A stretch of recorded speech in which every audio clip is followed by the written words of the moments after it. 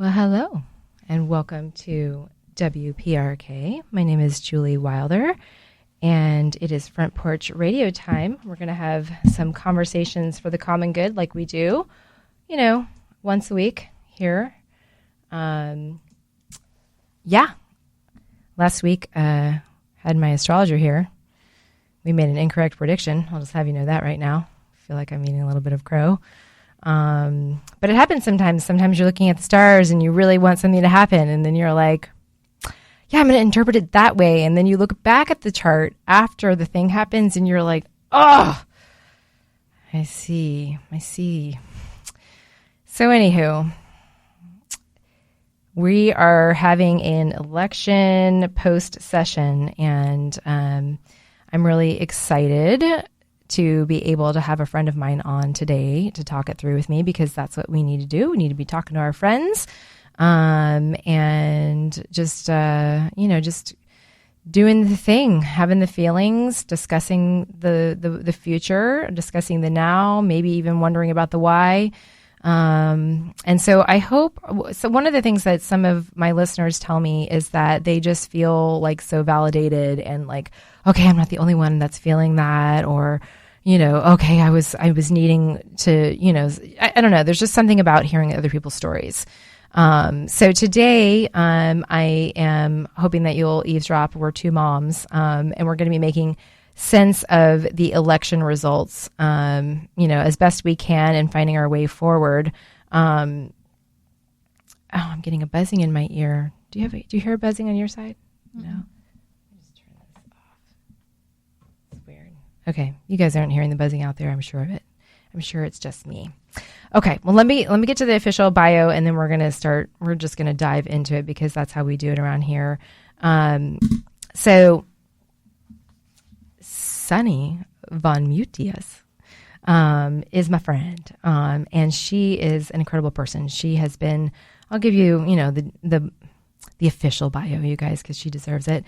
She's been applying her 25 plus years of business experience, along with lessons learned in her lifelong journey of self-awareness, in her strategic business, Wildflower strategy.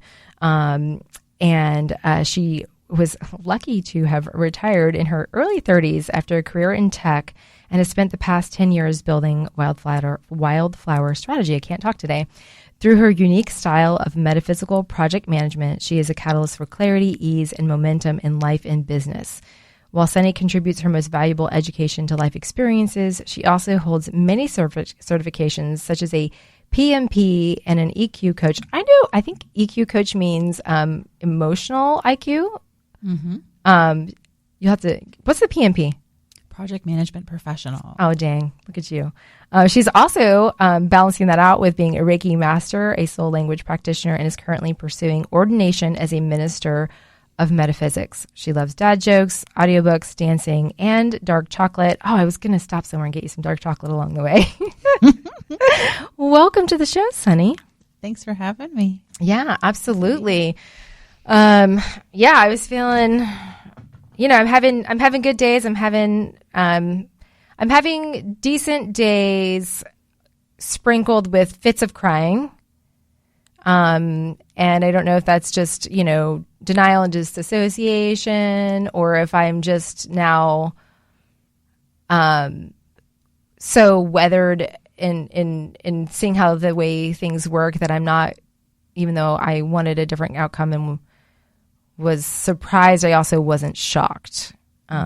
Because how are you? Same. There's been a lot of big feelings and moments of disassociation, and that's okay. We binge watched a Marvel TV show one day. I'm really looking forward to Outlander coming back out. Yeah. I'm like, I need some healthy escapes right now. Yeah. I think that's okay. I think that is healthy to disassociate, give yourself, your nervous system a break, right? And other moments of madly researching things, or daydreaming about things, or furiously checking on people and wanting to connect, right? And have our experience validated, or maybe disappear into somebody else's experience for a moment. And then back to binge watching. And then an intrusive thought, one of the things that has been happening, everyone's in my circle has been reaching out, like, how are you? You know, I'm just checking on you. And it's been interesting at work, you know, which is a whole different thing that employers across the nation are having to.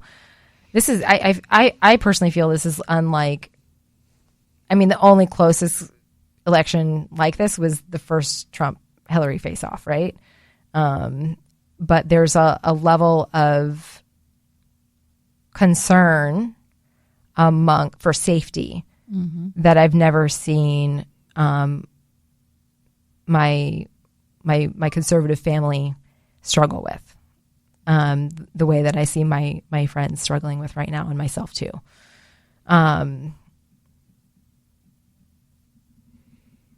Let's talk about. Gosh, we're going to talk about a lot today. I just feel it. Let's come at it from maybe the mom perspective first, because we're both moms. You have a young child, 4 years old. Before this weekend. Aww. Yeah. So that's kind of precious, because too young to know really what's going on. I have a 15-year-old that does know what's going on.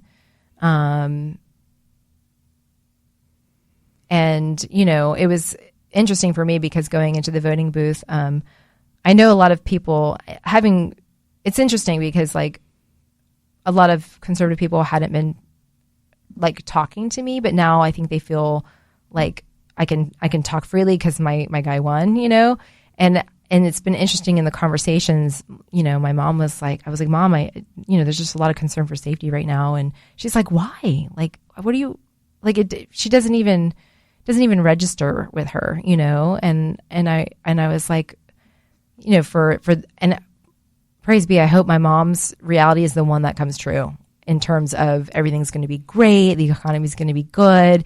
Over here, I'm concerned about the downfall of democracy, and will my child be able to vote in 4 years? Yeah, it's a very different response to the same information. Right. Right. Yeah. It's interesting because my kiddo is 3 as of this moment, and you're right, they don't know, and they feel it. Right.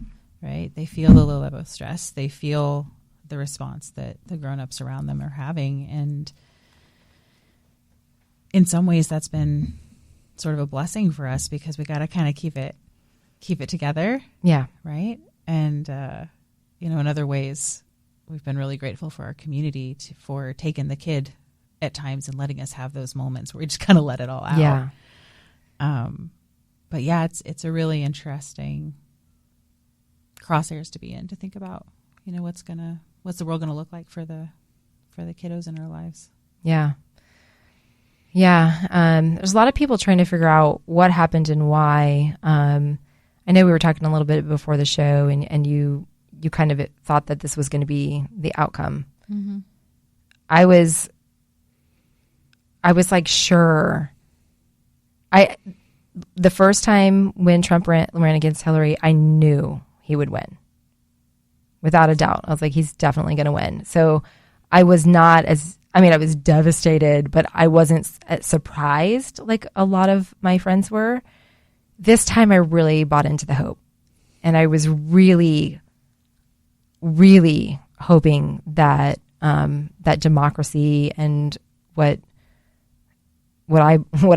seems apparent the platform looked like to me, which was for, you know, a woman that worked her way up like the American dream from the ground up, you know, who was not part of an elite system, but was actually somebody who was very different. I mean, she clearly just physically and gender-wise is different from every other president, you know, before her. And so, you know, I really was hopeful, but I also wasn't as, I was like, well, this is America. You know, we have a lot of people that have very different information. And, you know, it's not like for me, it's not like the Bush Clinton era, where we were all at least kind of on the same page-ish, you know. There was some misinformation. You and I think both had conservative upbringings, right? Yeah. So I started to see like Fox News like changing. I'm like, well, I don't see that happening. You know, do you see that happening? But it seems to have gotten like way, way worse. And so there's so much here. I mean, I guess since we've talked about being moms a little bit. Are you saying that the misinformation seems worse? Yeah, the misinformation. It seems dramatically worse. Because I've talked to some of my acquaintances that are like left leaning and who are like pro social, like gay rights and things like that. And the story that they have about MAGA,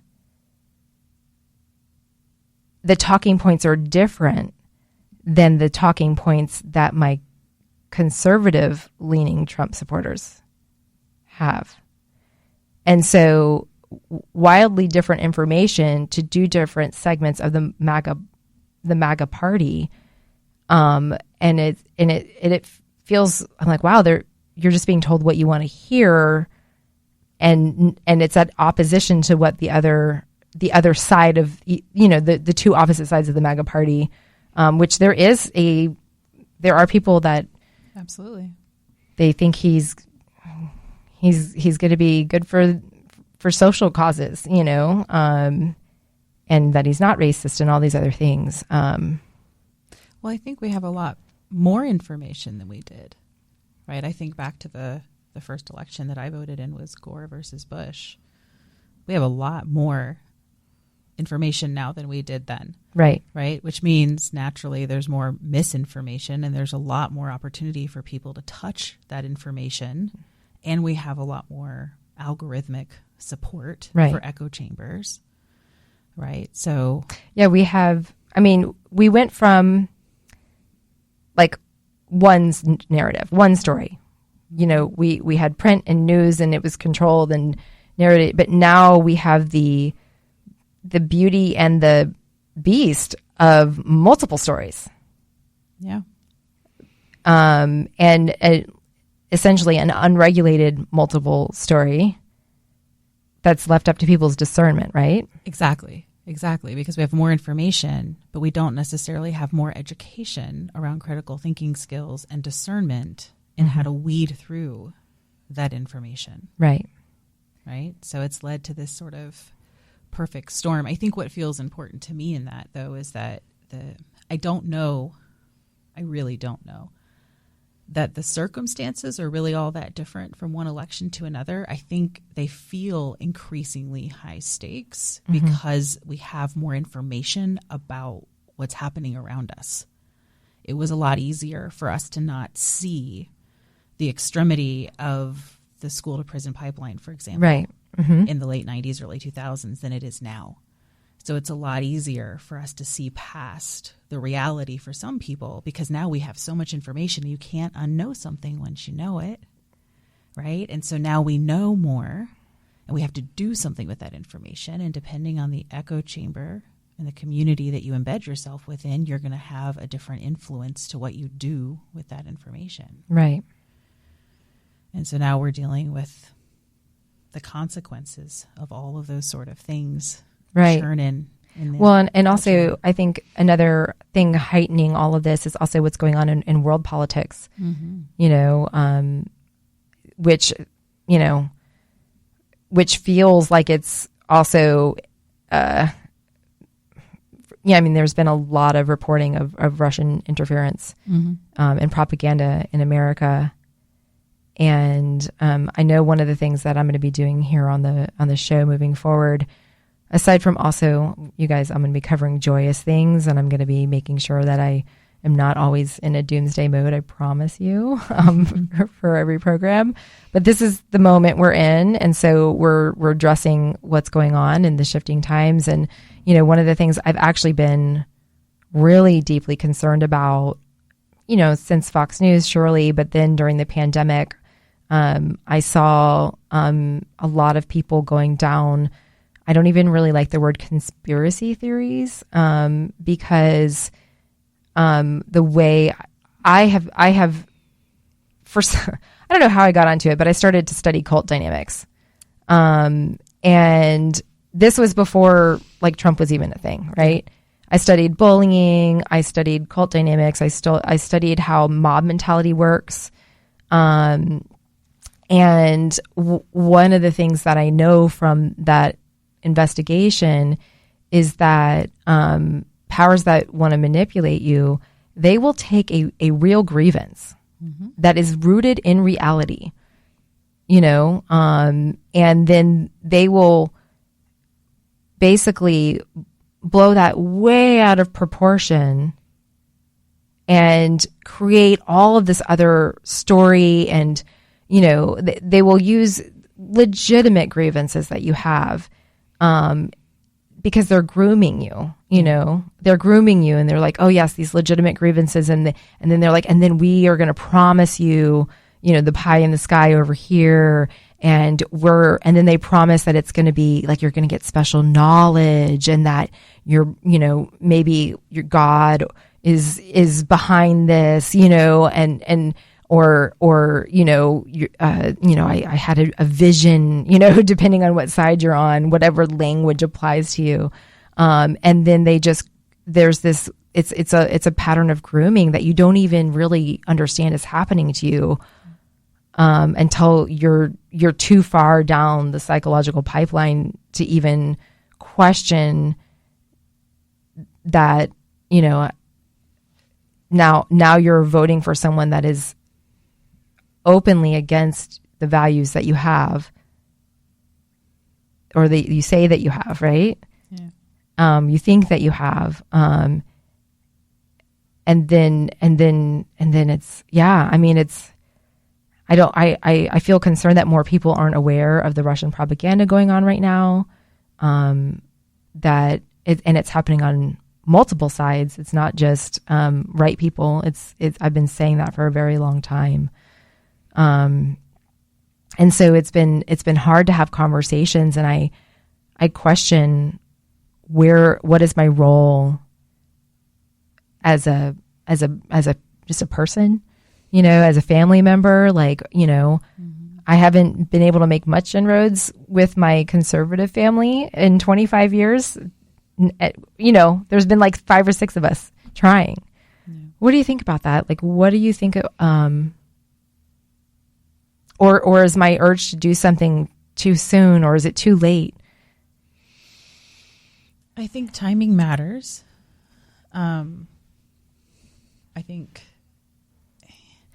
the tricky thing is that anytime we enter a conversation with a desired outcome, it really gets in between us and that other person. There's something in the space between us. Right. Right. So there's a big difference between sitting and being present with someone to witness them and see and receive them and strive to understand them, versus being in a conversation where you have a desired outcome, somewhere you're trying to lead that conversation, because at some level you're always thinking about what you're going to say. Right.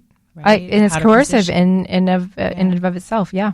And I think that in families where there's, those extreme positions present, it can easily turn into a constant debate environment.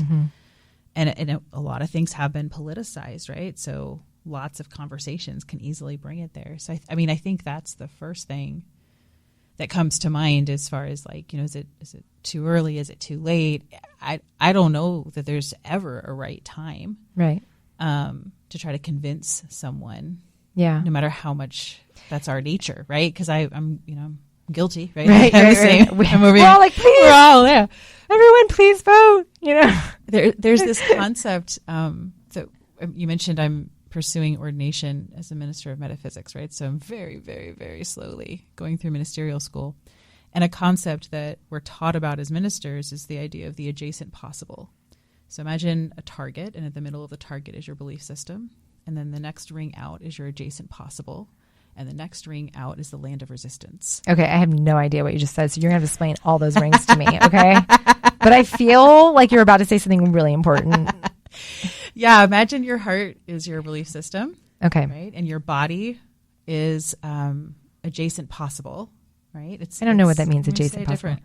It's close enough to your belief system that it's safe, but it also could maybe be different than your belief system, right? Right. Okay.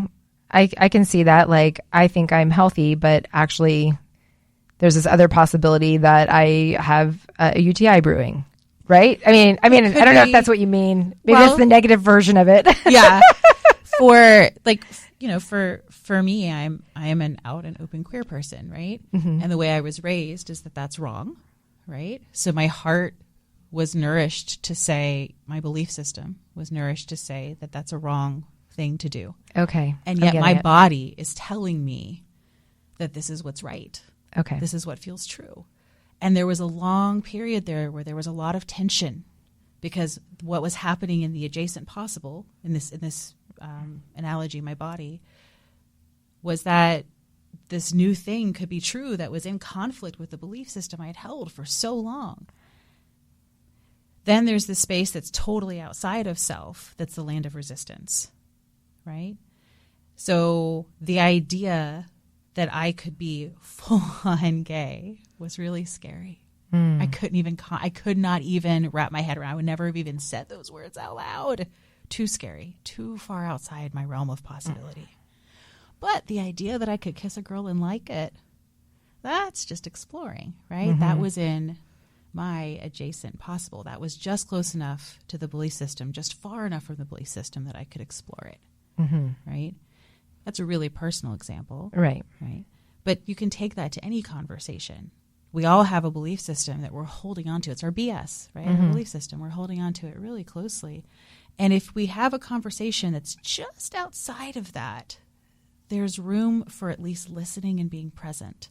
But the second the information we're being presented with is in that land of resistance, we shut down and look how to protect our belief system. Right. Right. And so thinking about being, with friends and family who have really different beliefs, for me, I find that I can at least preserve those friendships, relationships somewhat, like a pinch, right? If I can keep myself to the conversations that I know are within their adjacent possible, within their comfort zone, that's outside of their belief system, but it's not so far that they're going to shut down on me. Yeah. So I look to express my beliefs in ways that I know they're capable of hearing because it's in that realm of possibility for them where it's just close enough to what they believe that they're not shutting down. Yeah. And then, we're able to have at least a dialogue. At least I'm able to express myself and feel seen and heard by the people I love. Right. And at the end, they may still say, well, I don't think that there's any real risk to your well-being. I think that you're blowing things out of proportion. And at least I feel like they heard and understood my concerns. Right. And maybe I planted a seed where, given the opportunity, they would take a tiny risk to protect me. Right. A tiny risk to advocate for someone like me. That's so interesting because my instinct, I have, this might be triggering for some people that haven't heard yet. But after the election, there were terribly racist text messages sent out to middle, high school, and college students primarily. Other people also got them that also had, from what I understand, the person's name in the text message. So it wasn't just like a random text message, but like, I know your name text message. And my instinct was to like screen grab it and send it to my mom and be like, you did this, And I was like, breathe. Because there's so much rage. There's so much anger there. Right. And what I did instead is I sent her a little voice note and I said, hey mom, I want to let you know that, it must be like really uncomfortable for you to have your daughters and grandchildren all on the different end of this election than you. And certainly it's uncomfortable for us too. And, I know that you don't mean people harm. And I know that what we think is going to come true is not what you believe is going to come true. And I just want to say that in the coming, days and weeks and months and years, if there's something that you're like, I have some questions about what's going on, or maybe I'm seeing some of the things that they were thinking might happen. I just want to let you know that I'm here for you, and I'll give you grace, and I'll be here to answer your questions and stuff like that. And then the next day I called her just as my mom, because I just wanted to hear her voice. And I did that thing where you just like break down crying because you're talking to your mom, and I didn't even know that I was going to do that, And so I wasn't calling her to convince her of anything, which is a lot of growth for me, I have to say. Because I've done a lot of listening to my mom. I've done a lot of validating her experience and putting her life into context in a way that I don't even think she has, that level of self-awareness. And I think she's felt seen by me. But I did, she's like, well, I don't, I have gay friends, and, I don't want to, he's not, everyone says he's racist, but, so she's just in this land of what I call denial, and she thinks is real. And maybe it's real. I don't know. Maybe I'm in the upside down. But we started talking about those texts, to, and I said, well, Mom, will you? And she's like, yeah, but that's not Trump. I mean, and I was like, yeah, but like, that's the thing, is that somebody, like, I was like, the David Duke endorsed him, the KKK is like, yay, it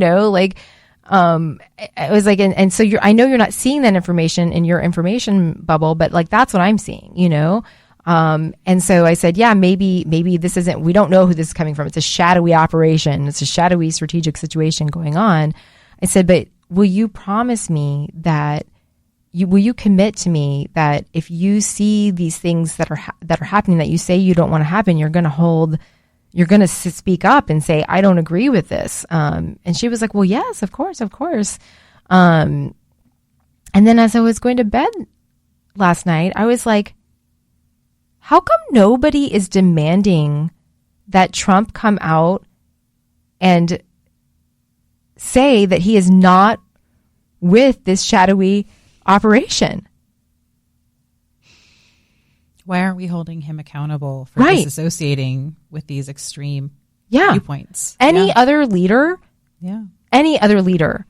would proactively come out and be like, I'm not with you, and because like, and by the logic, if he's not racist, that's what he would do, and what's crazy is that the media is just sitting there picking apart the Kamala did this wrong, and the Democrats did that wrong, and all these people got it wrong. They're all just so involved with their own thing that they're not actually reporting.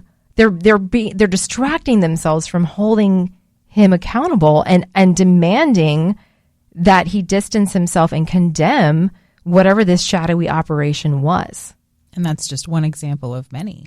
Right. And so then I haven't gotten this far because I'm like trying not to be reactive, but like I was like, and then I thought, well, Mom, just do the mental exercise of like, first of all, he's said he's going to retaliate against his enemies.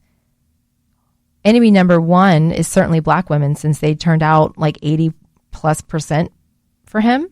I'm sure I don't even have the percentage right, but obviously the majority of Black women, for sure. And of course a lot of Black men too. And what would hurt them the most? Terrorizing their children.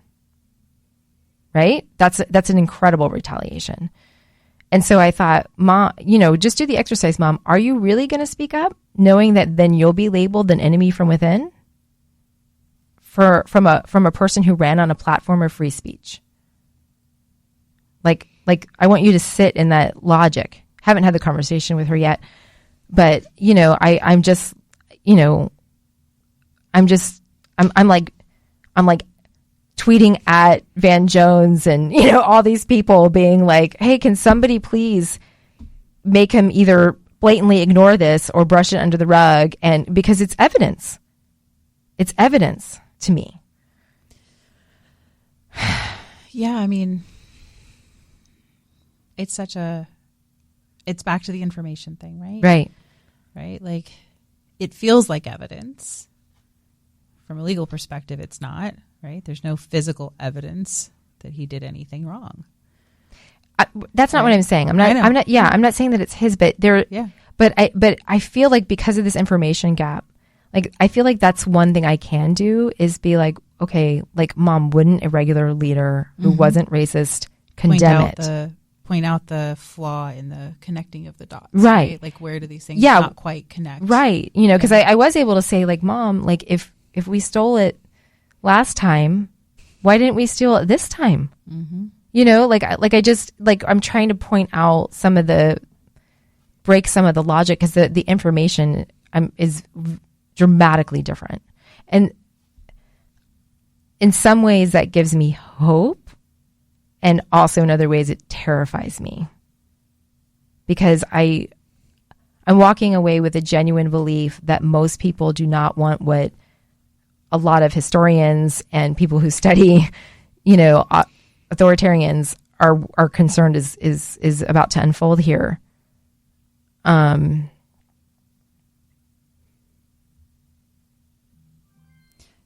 think that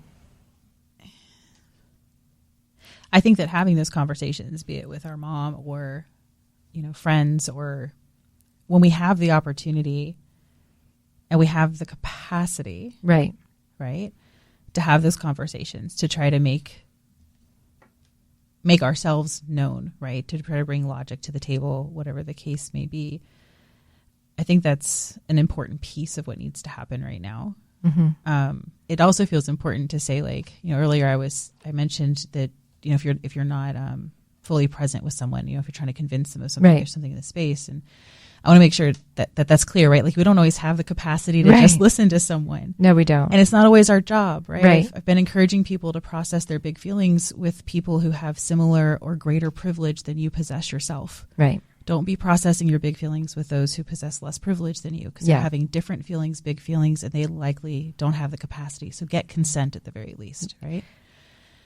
And, you know, I think those conversations is where it starts, right? And demonstrating what that looks like. I had a conversation with somebody close to me recently about, like, how would you know when it starts to feel like a threat to a demographic? Mm-hmm.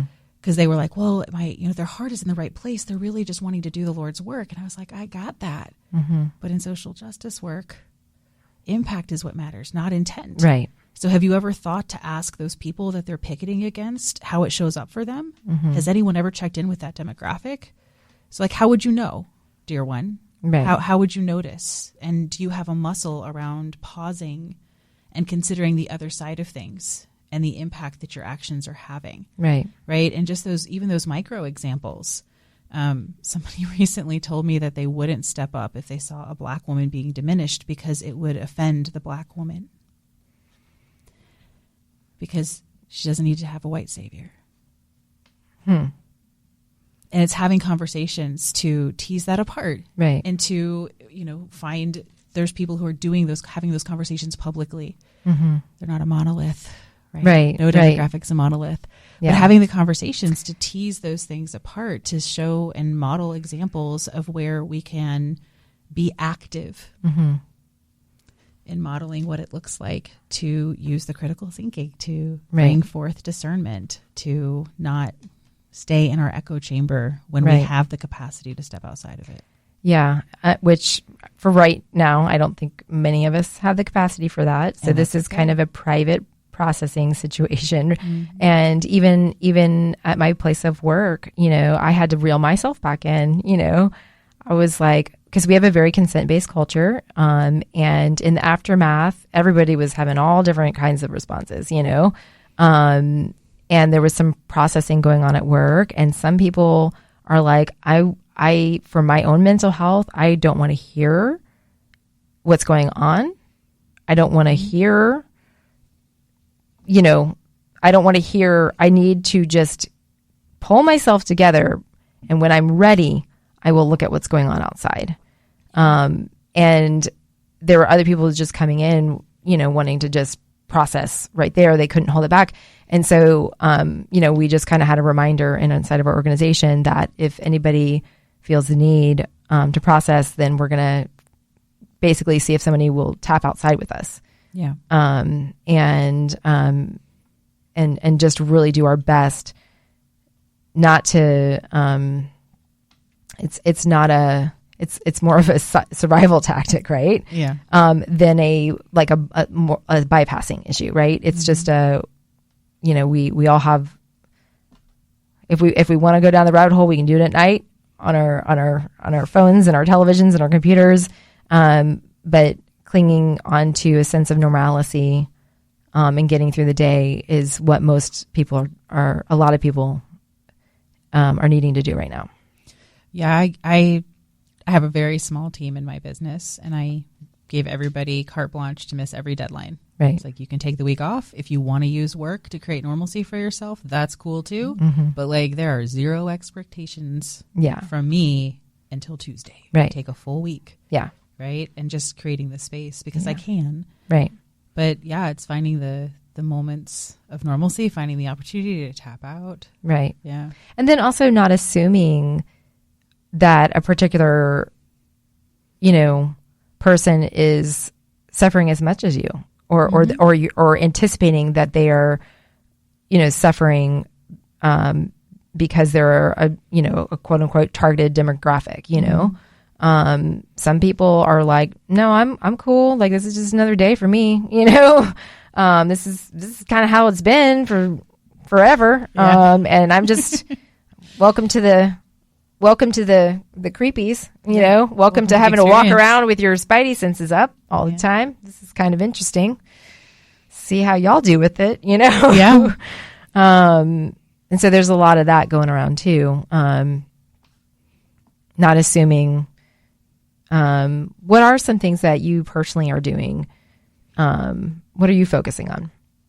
I'm leaning into the people I care most about, right? The people I want to have community with. Some of those are people that are chosen family and have been around for a long time. Some of them are newer friendships, and this is an opportunity for us to deepen that. Right. Right. But scheduling like tea dates and coffee dates and phone calls and, sending both the text of like, how's your heart? And sending the text with the really punny dad joke. Right. Yeah. And then they can choose which one they consume when. Right.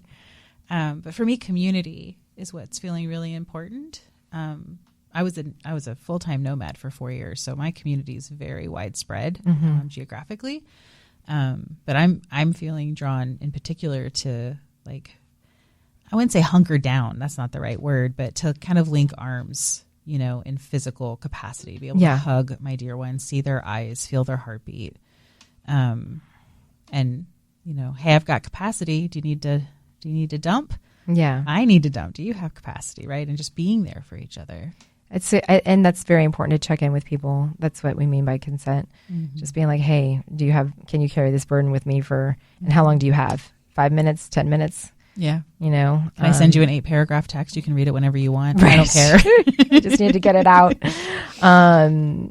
Doing things like journaling right now, finding ways to safely let things out so they don't get bottled up, and don't hurt anyone around you or make it worse for other people around you as well. And also giving everyone grace in the process, right? A lot of grace.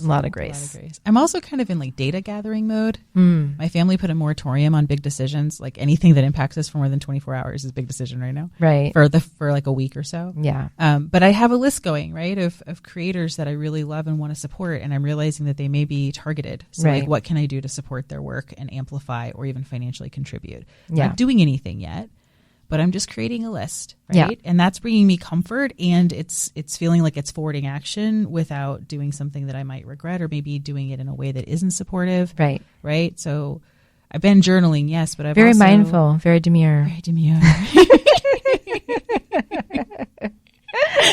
Yeah. Yeah.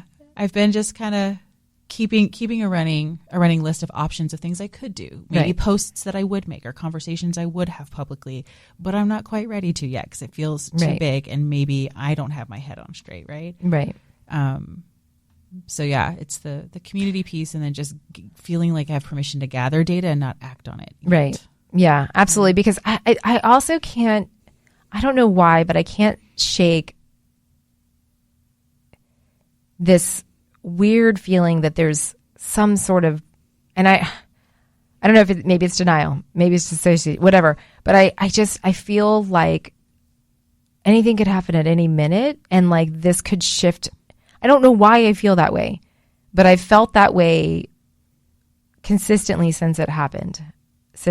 I woke up at 3 a.m. and saw the results, and I was like, okay, I'm going to crawl into bed with my kid and just hug them right now, you know? But I guess I'm like anti full on catastrophizing. Like I have friends that are full on catastrophizing right now, and that's fine. Legitimate response to what's going on, you know? And I don't know if it's just because I've been through a lot of BS and I've made it through all of that. But somehow things have shifted even when I felt like the world was ending around me. And, you know, I think about a lot of people that are living in a post-apocalyptic reality for themselves, and how they manage to walk outside and be in joy, and still have the capacity to love and hold their head up high and not walk around and shrinking in fear. Yeah. Well, I'm not pro catastrophizing, if I can say that word. I'm not pro that, right? Like, I don't know that ever really serves. Taking big extreme actions under duress out of fear and scarcity rarely serves long-term, individually or the greater good. Right. I am pro action though. Yes. Right. Like I'm not, yes. It's, I know you're not saying no, I'm not saying don't be pragmatic. Yeah. I mean, I run a business, so I am like, okay, well, I have a retail business. So, what might these tariffs, do to my retail business?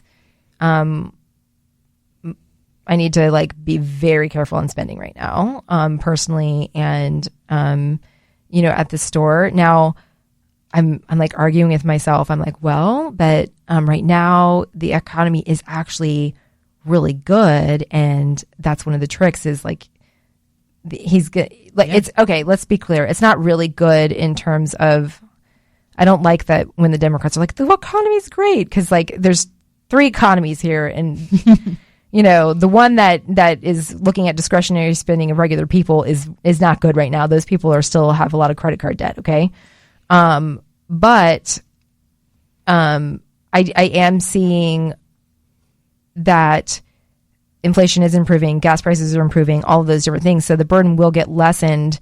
And so some of the worst economic damage it's going to take a minute, for these tariffs to be put into place and all of those kinds of things. And so I'm like, okay, well, I was thinking about opening a cafe inside of the store, and I should probably get that done sooner than later, because like that will help if the retail goes up so much that it puts the store out of business. I can turn the whole place into the restaurant. Those are the kinds of practical thoughts I'm having, because I have employees and I have, I have to pay the bills myself, so there's practical things based on practical promises that have been made.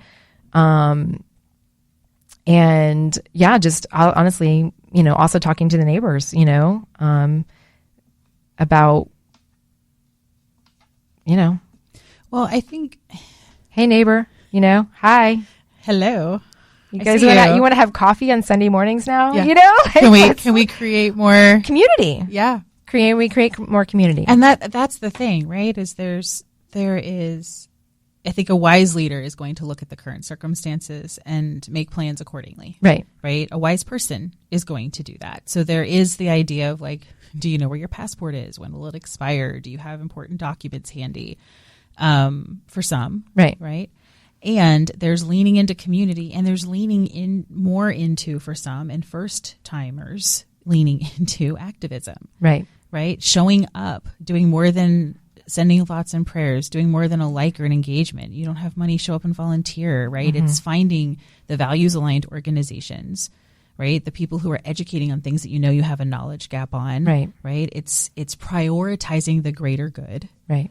And how you show up for your community and for the greater good in your, maybe your family unit, your city, your state, the entire country. Like there's ripple effects here, y'all. Yeah. And that's like what we're seeing is that over the past 4 years, there wasn't as much as some of us were thinking had happened. And we were exhausted, right? We were like, oh my gosh, we can rest because we've been through the pandemic, we've been through Trump, and now we've got, you know, I call him Uncle Joe. Some people call him Grandpa Joe. You know, we're going to just hold steady. We can breathe. We can like go out and have a cocktail again. You know, we can see some music, you know, for some, and for some, it like, you know, there's plenty of people who are like, it doesn't really matter who's in that seat. Right. My day-to-day life is always going to be challenging because of the body I was born into. Right. For some, not for me, for some. Yeah. Right. And so I think that this could be a bit of a wake-up call. Yeah. Well, it feels that way for me. And also I think we're still, I mean, there was a gathering gap at post, you know, during the pandemic. Absolutely, and I don't think that has really congealed back. It's still weird, isn't it? It's still a little bit weird. The world is still weird in person. Yeah. The world is still weird. I don't really like to go places. Like right? I go to work and come home and, you know, that's pretty much the extent of it. And I mostly just because I love the people I work with and it's fun there. And I just love my house and my dogs and my garden. I don't know if it's just maybe I'm in my 40s. Like, I don't know, but there's that element of things going on. And so it has been very interesting how many conversations I've had with people I haven't talked to in a long time. And, you know, those different kinds of things just to check on each other, you know, also just to kind of like vibe check, like, am I the only one feeling this is kind of what's your assessment? Yeah. Yeah. You know? It's an interesting juxtaposition of like craving community, right? And it feels weird out there now. And like, I also created a world that I really love my home and I work from home. And so that's an interesting. And a lot of people do because I mean, you know, we're all kind of homebound now, right? We had a whole year to really get, you know, some of us multiple years. So it is a weird sort of space to be in. There's a lot of change, moving parts and pieces, and especially with the rise of AI. That too. You know, we have the rise of AI going on. We have this, we're kind of falling out of love with social media. I'm going to predict a lot of people are not going to be thrilled with communicating online. They are going to want to have conversations in person instead of through electronic means. And yeah, so it's just an interesting time. And I don't think that, I don't think people need to. One of the things, so on this program, I have interviewed a lot of different activists and advocacy groups. And one of the tightest, most beautiful and successful forms of activism that I saw was the conglomeration of the farm workers. And through my time observing how advocates and activists work, and it's something that I try and sometimes fail to remember, is that it is less important to be right and more important to be effective. And there is a way of walking in the world where you give everyone around you dignity and show compassion and care if you can, obviously, but in the very minimum, a level of dignity. Yeah. And that comes from also a survival. When you're talking about, I mean, I have, obviously, you can't see me, but I think I sound like a white girl, you know, I am.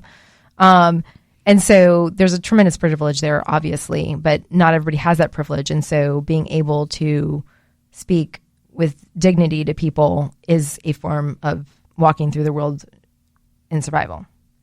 But it's also a way when you connect with someone, there's an ability to influence. And that is what I saw consistently with the farm workers. And so I would encourage people to connect with actual like organizations that essentially will help train Mm-hmm. Don't you have something? You have something. Do you have a program that's coming up? I have a couple of things I'm involved Well, yeah, in. because that might be a perfect thing for everyone right now. We were kind of talking about it, but I'm like, wait a second. Sunny's got something that she's working on. What is it? I've got a few things I'm spinning up. None of it's available for registration yet because I have a moratorium on doing anything right now. Good for you. Take the time you need. But I'm spinning up a queer-led space for people who are wanting to be strong allies to the queer community. Okay. I'm spinning up a opportunity.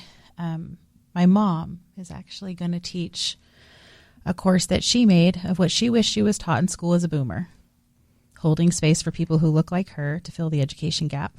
Okay. And then I'm not even sure what I'm going to call it yet, but I also am white, and I want to create a white people support group. We need to offer support and emotional labor in that space. So I'm offering that as well. So just kind of creating spaces for us to come together. And where can people find that information? Social.wildflowerstrategy.com is where the links will go once they're available. And I'll put that up on my Facebook page as well afterwards. Go ahead. Well, and with that, all of those will also include spaces you can go that are led by the demographics that we're looking to educate ourselves on advocating for, right? So there are lots of Black folk who are willing to hold space for white folks. I also want to make sure that we're amplifying those. And for some people, it feels more comfortable to be with somebody that looks like them. So just, acknowing that. Yeah, because you don't want to say the wrong thing or, one of the things that I think we might need in the future, not saying that everybody who didn't vote would feel bad that they didn't vote because they felt like they were doing it for the, right reasons or whatever. And their belief system. And whatever else. It's something I'm struggling with, y'all, but I'm working on it. But one of the things is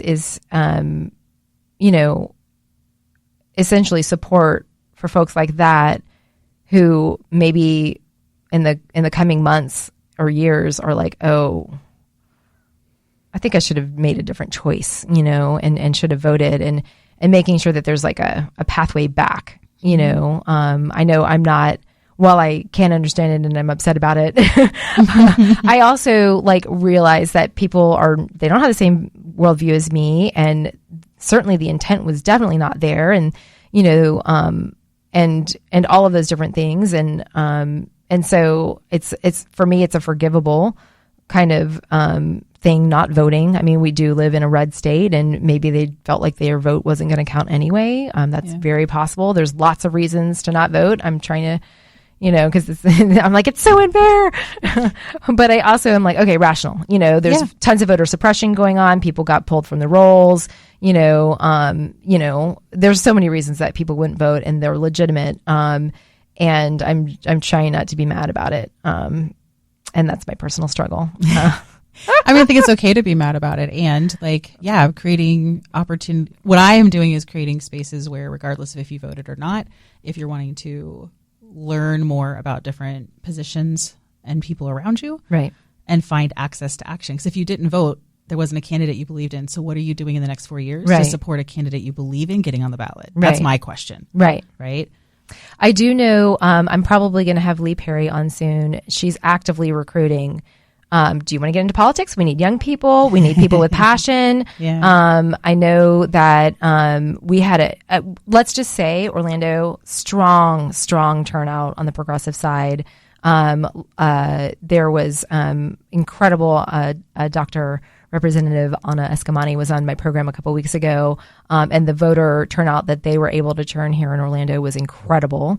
But that doesn't mean that there's not more ways to get involved. And so there's active outreach right now for people to run for office. And if you, some of you may or may not know, but that's how AOC, she was bartending.